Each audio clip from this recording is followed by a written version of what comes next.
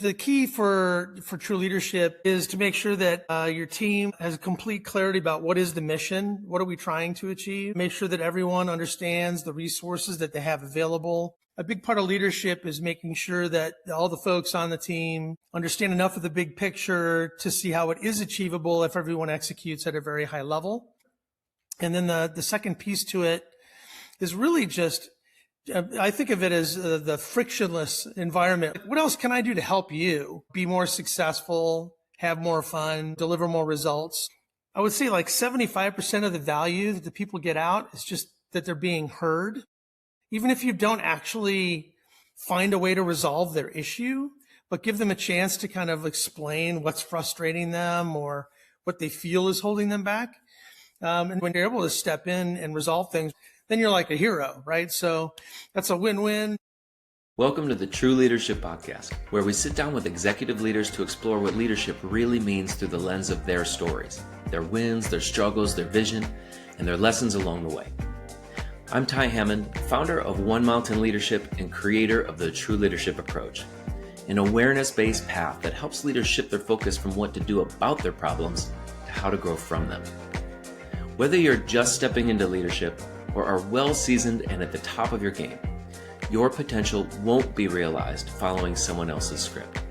But you can draw insights from their stories and turn it into wisdom by putting it into practice in your own life. Welcome to the True Leadership Podcast, where we explore the essence of leadership beyond tactics and performance by sitting down with executives to hear what matters most to them. I'm your host, Jessy James, and today's guest is Chris Sterbenc. Chris is a veteran revenue leader, startup advisor, and scale-up specialist who has spent more than 3 decades helping early-stage technology companies turn breakthrough ideas into high-growth businesses. As a fractional CRO startup mentor and sales strategist, he has played key leadership roles in multiple IPOs and acquisitions while building repeatable go-to-market engines that drive sustainable growth. Known throughout the SaaS and channel ecosystems, Chris specializes in sales leadership, partner programs, recurring revenue models, and founder coaching.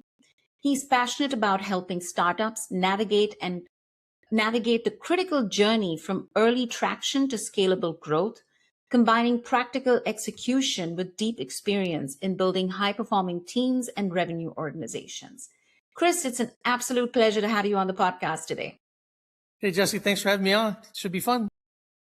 Looking forward to it. Chris, I'm curious, who's someone from your early life or even an early experience that you had that shaped the leader and the person that you are today? That's a great question. I think that there's a couple answers, a couple pieces to it. The first one is I've played a bunch of sports pretty much my whole life from a little kid until my body started to break down in my later years. But saw a lot of, different coaches and team captains and those kinds of things. And so got to see leadership in action, up close, as a kid growing up. And then, in business, it was kind of interesting. I had the two sides of the coin. I had, I would say one of my biggest mentors was my CFO, at a company called Rainmaker Systems. And his name was Bob Mason. And it was kind of interesting. I've been in sales leadership roles my entire career, but I think I learned more from Bob about business and about growing a business than I did from any of my peers or anybody else on the sales side of the house. It was really kind of a balancing act, and a lot of it was it's not just enough to deliver the number or to perform at a high level. It's like, what's the impact you're having on all the people around you? What are you doing to develop your own team and those kinds of things? And so it was really a great rounding experience. I was in my late 20s. So, it was one of my first really, it was my first VP of sales job. So I was still learning a lot. And, I kind of think of those 4 years as almost like the NBA by the school of hard knocks, just learning by doing, trying and failing, and iterating and improving. And again, I was always able to go back to Bob for a lot of discussion about how things went, how they could have gone differently, a lot of life lessons that came out of it as well. So it was a really fascinating time. It was before I had any kids too. So actually it prepared me to be a parent somewhat, managing this giant team. So that was really, really interesting. So Bob really sticks in my mind as like one of those really super influential people that kind of molded the way that I try to lead and my thoughts about leadership in a business environment. And then interestingly, about 2 or 3 startups later, I got the opposite example. And I'm not going to name any names because, well, he'd know who he is. But a very narcissistic fellow, was one of those CEOs that was always had to be like, got to be the smartest guy in the room, was always happy to tell everybody else how they should be doing their job, even though in most cases he had never done the job. And it was really kind of interesting because it was like checking the box for all the things you should never do as a good leader. And so it was coming out of the period after the banking collapse when there weren't that many options in the startup world, the 08, 09 desert of startups. And so it was kind of like a take the job you could get. Despite that, we built a team and we took the business from 0 to about 13 million in 3 years, despite the poor leadership. But it was really, really painful and unnecessarily so. So that was another one that left some scars and also taught a lot of lessons about what not to do as a leader. So I would say those are probably the 3 biggest influences that kind of shaped my career and my approach to leadership over the years. So that's interesting, right? Both ends of leadership, and right through life experiences. So what do you take away from that? Like, how do these experiences show up in terms of the person and the leader that you are today? Well, I think the big thing is you need to appreciate your responsibility in that job. And it's not just about being the boss. It's more about leading by example, trying to coach and get the best performance out of every individual on your team, and also develop their skills so that they can move to the next level as well in their own careers. In a high performing sales, business development environment, it's hard to keep the thing running just below the red line and never have it blow up. That's kind of the real big trick there, because people can be outstanding and then burn out if you push them too hard or the environment is just not supportive. At the same time, you can't be overly tolerant of underperformers, but you want to do everything you can to fix those folks and bring their game up. But if they're not fixable or they choose to not be fixed, which is usually why they fail, you need to take action there. And by leaving them in place and allowing them to underperform, it's like a cancer amongst the team. So again, be completely straight with people, act with total integrity, be very, very consistent in your messaging and your conversational leadership style with all those folks are all kind of key tenets to that whole process. And I find if you do that, you'll earn the respect and they will take you seriously. And most of them will actually leverage you to advance their own skills and careers. But occasionally, again, you have these exceptions to the rule, right? People run a big spectrum and you get some really crazy behaviors at the either edge. And I've got tons of stories. Most of us are HR kind of things that I cannot share, but I've seen a lot over the years with several hundred different sales folks that I've hired and managed. What does true leadership mean to you, Chris? I mean, what, from your perspective, makes a true leader? I think the key for true leadership is to make sure that your team has complete clarity about what is the mission, what are we trying to achieve. Make sure that everyone understands the resources that they have available. And that they agree that while it may be in startup land, it's always a stretch goal, right? You're always picking targets that are crazy aggressive, that seem kind of unreasonable. And, if it's unattainable, then people will check out. And so a big part of leadership is making sure that all the folks on the team understand enough of the big picture to see how it is achievable if everyone executes at a very high level and they all do it together. And then the second piece to it is really just, I think of it as the frictionless environment. Like, what can I do to make it easier or better for you to do your job? And that's a question that I ask, like when I do weekly pipeline reviews with the reps. We go through all the deals. It's like, what else can I do to help you, be more successful, have more fun, deliver more results? Or, what are the things that you really feel like are wasting your time and energy? If we could just fix or pull those off of you, that will free you up to go faster and do better things. And the thing that's interesting about that particular piece is that I would say like 75% of the value that the people get out is just that they're being heard. Even if you don't actually find a way to resolve their issue, but give them a chance to kind of explain what's frustrating them or what they feel is holding them back. And then occasionally when you're able to step in and resolve things with a process change or something else, then you're like a hero, right? So that's a win-win. They're happy. They're really excited that you did this thing for them and appreciative. And so those are kind of like the two pieces to the coin to me is clarity, get everyone aligned and really pushing hard in the same direction, even if the goal seems crazy aggressive. And a lot of that is leading by example and showing what can be done versus just telling people what to do. And then on the backside is how can we make it all flow easier? How can we reduce friction? And again, people they really like to be heard. And I find that that's like a number one failing for a lot of managers and salespeople is they just don't listen. Yeah. And Chris, what difference does that make?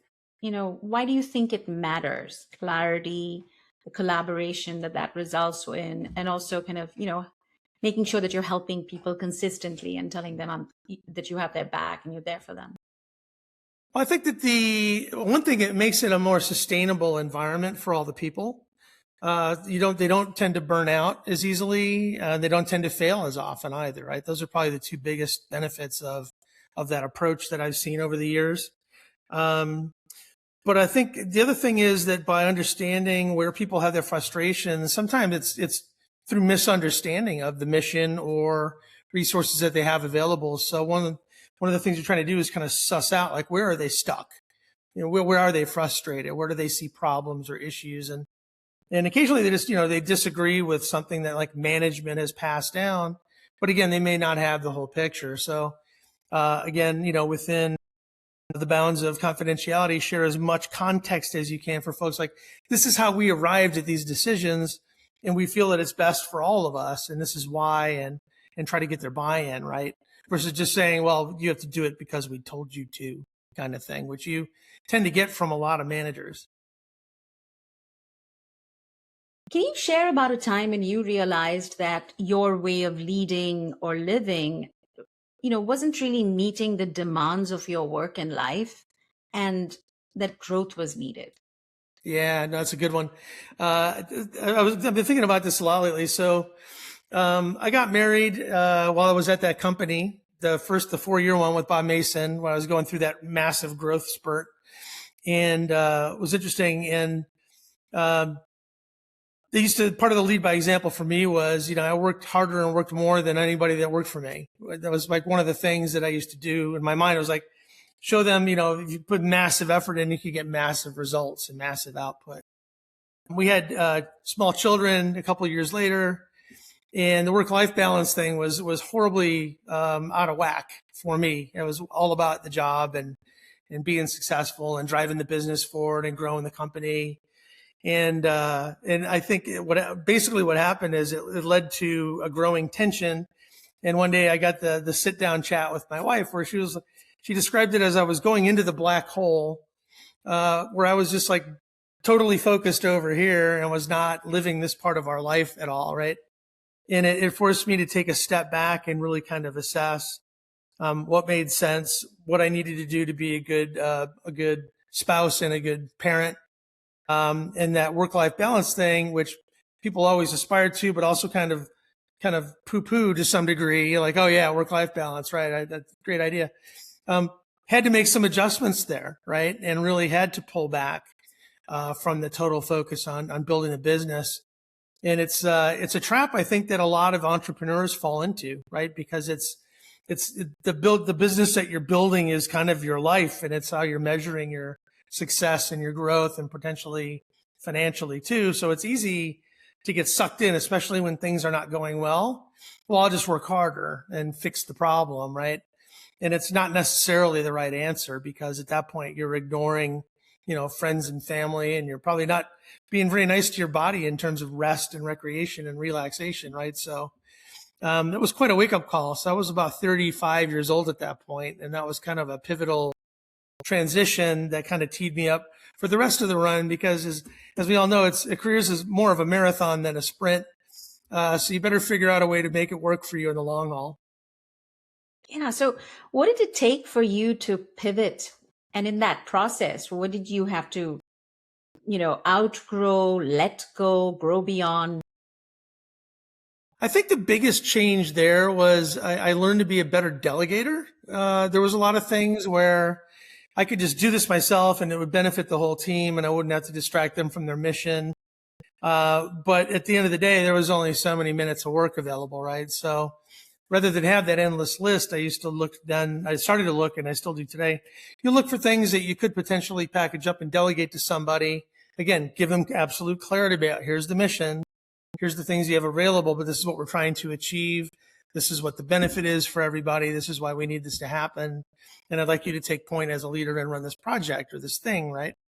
Where in the past, I would have just done it myself and presented the results or just fix the problem, right? So now every time I, approach any new role or any new project or any changes that are coming up, I look for pieces that could be carved off and delegated and managed by other folks that work for me on my team or peers of mine, versus just trying to do it all the time. And it's a pretty fundamental shift, because the easy thing to do is just make a list and start knocking things down and get them all done. But in this case, it's a little more work up front. But at the end of the day, you've developed more skills. The people are more involved and engaged in the business, have more pride of ownership in the results, and you've actually worked less. But it's a little more work up front when you got to figure those things out and carve them off and give them what they need, teaching, mentoring, or whatever, to go do those things for you. So that's really, I guess, the way to sum it up is it's a big transition from being like a super individual contributor to more of that leader role, right? Got it. Thinking about your journey over the past few years, what's been the most valuable investment that you've made in yourself in terms of your own growth? Yeah, that's a good question. I would say I've got insatiable curiosity about the world. It really kind of drives this. And so kind of the three ways that I express that in terms of investing time and energy. I read voraciously. I've always got a few books going. I probably read 50 or 60 books a year for pleasure in business and whatever, history, biographies, like pretty across all the different flavors of books. I find them all fascinating. And then I love to travel as well. And those two things go hand in hand, because you can read some books about a place you're going. And one of the big things is that you get out of all that is just an appreciation for the cultures that you go to, which also leads to food and, and wine and whatnot. But just the differences. And, it's easy for a lot of folks here in the United States to get kind of myopic about the way the world is and thinking it's just like this everywhere. And it's very, very different most other places. And it's really different and really cool in a bunch of other different ways. And so read about them, visit them, really explore and appreciate those differences. And it makes your life and your appreciation for history a lot more rich, I think. And then the last piece to that is I just love live performed music of all different kinds. So it could be a little local thing in a club, or it could be a big concert or the symphony. And, but I really, really love those things. So the reading, the music, the travel, they all kind of go hand in hand and kind of teach you more about the way the whole world is. And I find that all lends itself to business, in that you can make connections with people on just a million different topics, just being fairly well-rounded in those areas, right? So I've been in like 43 of the states here and about 20 other countries. And so I've got a list of the ones that I've missed that I still got to get to. But I think those things are really probably represent in total a big investment about developing my own personal life and my leadership style both. Yeah, Chris, I'm curious. Is there a story that you can share, of your travels or your other kind of things that you're interested in? And if you can draw a line to kind of how that's impacted the leader that you are today, how you show up at work or in the community or with your family.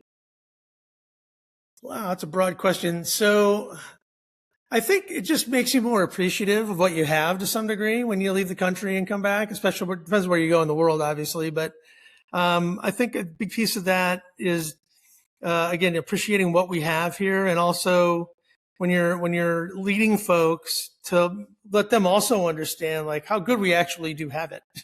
Like, yes, we work very hard. However, we've got access to all this amazing information now, media, all the things on our, we're carrying supercomputers around with us in our pockets, right? My kids are now in their mid-20s and they never knew life without the internet, for example. And there's still parts of the world where that's not the case. And so all those things are things that we just tend to take for granted here, that you really appreciate more when you go somewhere that they don't have them, right? And so bringing some of that back to especially some of the younger folks getting into the workforce, and just trying to explain like how good they're being set up for success by where they are. And it's a free benefit of their own. They get to stand on the shoulders of giants kind of thing. Like, it's not like you're being spoiled, but you've got these huge advantages, right? That other folks maybe in past decades or in other parts of the world right now do not have. So, appreciate these things, take advantage of them, leverage them to be successful and have fun at your work and all those things. But don't take it all for granted. There's no given there, Yeah.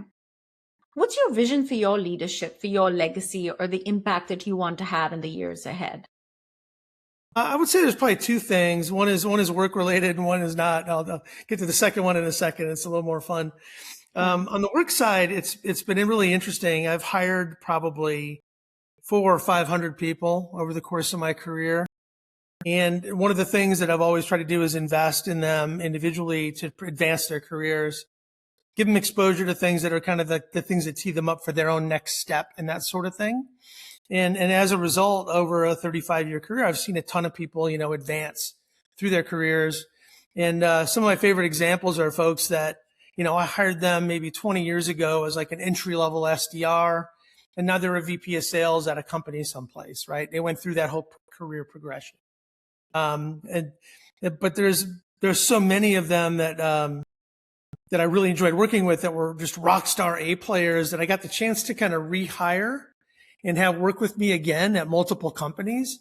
But you have to pick them off at like farther up the ladder when they're a little more senior. So, like that SDR, you got them as an AE at the next company. And then maybe 8 years later, you got them as a director level person somewhere else, right? So the record holder is a fellow named Blaine, and he's worked with me at 6 different companies. Wow. But I've probably had easily more than 100 people that have worked with me at 2 or 3 companies.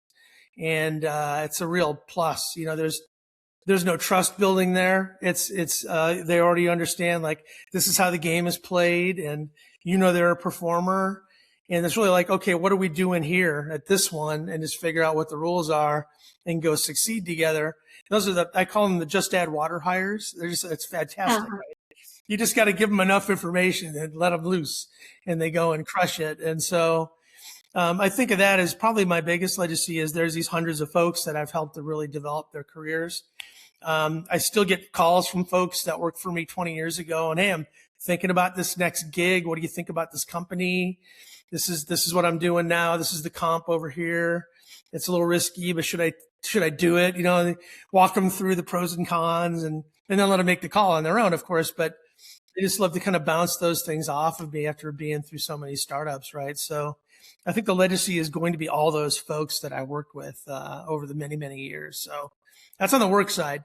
I got a fun one that I'll bring to you. So I'm a golf nut, and I played a bunch of sports as a kid, but as you age and all the injuries start to catch up, you start to eliminate the more violent games. And so about 10 years ago, I had to sell like the surfboard, the skateboard, the mountain bike, the snowboard, the skis. Like my lower back says no more of that. So all I've got left now is golf. And I've always been very passionate about it, but now it's basically my only sport. When I got out of college, I was an IBM sales rep down in Monterey with a bunch of old guys. And I was 23, a bunch of old guys. They're all younger than I am now when I work with them, but they were old guys to me, and they were all golfers. And so I kind of got sucked in and played with them a few times. And I joined a local men's club down in Monterey, and I played a couple tournaments, and I was like, wow, these tournaments are a blast, right? It brings another level of fun and competition to the game itself.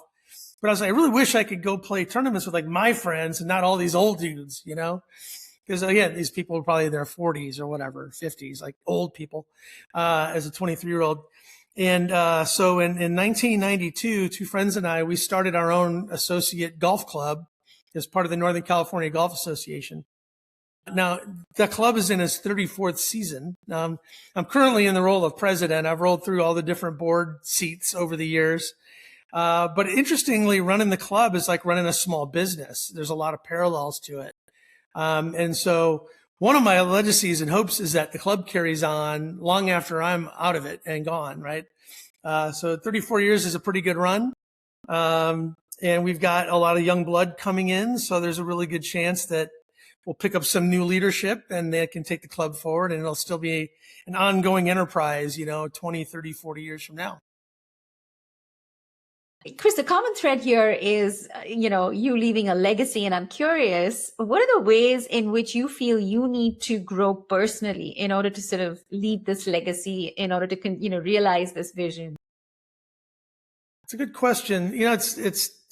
I've been thinking a lot about the future more recently because I'm in kind of this transitional role now towards retirement. I'm not ready to stop, but I'm not sure I necessarily want one of those full-on 60-hour-a-week CRO roles at my next startup either, right? So that's why I'm running the consultancy today, and it's one of the benefits of that is I can kind of dial it up and dial it down in terms of how much work I want to be doing, and ultimately potentially dial it all the way down and be done, right? So another 4, 5, 6 years or whatever that shakes out to be. So I think that letting go of some of that and having so much of my, I don't know what the right word is for it, my ego, but my world is just tied up in these jobs that are, high stress, performing, measured roles, like, because you've always got a quota if you're in sales, whether it's the whole top line for a company or just your territory. And I really enjoy the advisory type roles that I've had with a bunch of my startup clients. It's super fun. I'm currently coaching 6 first-time founder CEOs that are all, fairly, young in their careers, brilliant people, just have never built a business before. And I'm able to share things that I've learned, over the years with them. And it's super, super fun. But I don't know if I'll ever be able to fully detach and get out of the business. I've just always found it really, really exciting and interesting. And now like the internet wave around, 99 to 2002 was the crazy transformative, thing that came washing through and affected every single tech company and also the way we live. And now it's AI, right? And it's really just, I feel like the AI wave is really just starting to gain momentum. And so, I find it totally intriguing and am up to my, eyeballs in it with all these startups. They're all AI based solutions for things. And I try to use the tools as much as I can every day. So it'll be curious to see if I can ever actually pull it completely out or not. That's probably the biggest challenge. I just don't know if I can do it. Gotcha. Where do you feel most tested right now? Like, what challenges are stretching you the most in leadership and in life? I think back to the AI thing, the tools themselves are, they're things you can learn and they change how you do things. And there's definitely some benefits, but the way AI is going to be impacting work in general, the way it changes go-to-market processes for all businesses, like we're in the midst of a massive transition right now and everybody can feel it happening, but no one's really got the answers for a lot of it. And so a lot of the techniques and approaches and things that have worked really well for the last 20 and 30 years in high-tech startup growth mode may or may not be the answer anymore. And I don't think anybody really knows what the answer is today. And so I think that's it. And I'm in a role where they're looking to me for guidance on these things, and I'm giving them my best answers. But there's a lot of uncertainty now about the way AI is going to affect everything that we do. That's probably the single biggest thing I think is testing us all today. This is more of an invitation to you. Here's your time and space to offer to our listeners whatever is top of your heart and mind The floor is yours. Take your time. Okay. Well, I think the biggest one for me, again, after 35 years is I really enjoy the startup world. And it is somewhere between controlled chaos and just total chaos. But my favorite part of each one of these companies was always the first year to 2 years, where basically you're defining what the business is going to be and you're pivoting and you're creating processes on the fly and those kinds of things. It forces you to be extremely creative and you're under a lot of time pressure all the time. And it's not for everybody, but for folks that really kind of enjoy that environment, my advice is try a startup. Get out there and do one. Don't necessarily start your own, but join another early stage company if you like, or do it with some friends. It's a wonderful experience. There's highs and lows like in every work thing, but it's a very different thing to build a business from the ground up than it is to be a small doer in a giant machine. I was an IBM sales rep out of school back in the 80s, to date myself. And I learned a lot, but one of my big takeaways was I really don't like being asked to perform this little micro thing as part of this giant machine. Whereas in a startup, with a small number of people, every individual is very impactful on the success or failure of that business. And there is no hiding. People that are not working well. It's very clear to everybody that they're not contributing. And if you are contributing, everybody can see it and appreciate it. And it's a very, very closed loop, tactile results thing that you feel in every one of these, stages of the startup to scale up and then beyond. So that 0 to 2 million, figuring out what the company's going to be when it grows up is the most exciting and difficult part. And I recommend everybody to at least try it one time because it might be the ride of your life. You never know. Some of those go on for, we've all seen the success stories of these startups that go crazy big and they make people wealthy and all those things. But the ride itself is just really, really fun. It's very engaging. Can't agree more. Chris, I really appreciate the wisdom that you've shared here today with me. I've gotten so much out of this conversation, and I'm sure whoever's listening will benefit equally from what you've shared. Thank you so much for being on the True Leadership Podcast. Hey, thanks, Jessy. It was great to chat. That's it for this episode of the True Leadership Podcast. If you enjoyed this conversation, you can subscribe to YouTube, Spotify, Apple Podcasts, or wherever you're listening to this to catch future episodes. This conversation was brought to you by One Mountain Leadership, where we help leaders grow the capacity, confidence, and presence of true leadership through the True Leadership approach. To learn more about the approach, our offerings, our community, and how we can help you realize your potential in both leadership and in life, visit us at onemountainleadership.com.